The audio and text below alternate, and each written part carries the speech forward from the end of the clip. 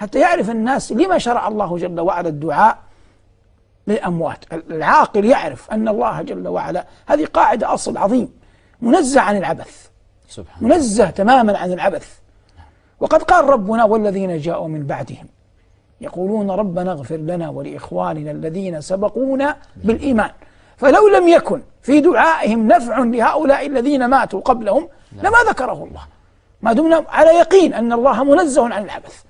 فالله لما أثنى عليهم قال عنهم: والذين جاءوا من بعدهم يقولون ربنا اغفر لنا ولإخواننا الذين سبقونا بالإيمان. كذلك الإنسان قد يكون في قبره في عذاب فيحج عنه أخوه، فيأتي ثواب الحج يقطع العذاب، يأتي عنه أحد أولاده فيتصدق عنه، فيأتي هذا الثواب يقطع ذلكم العذاب.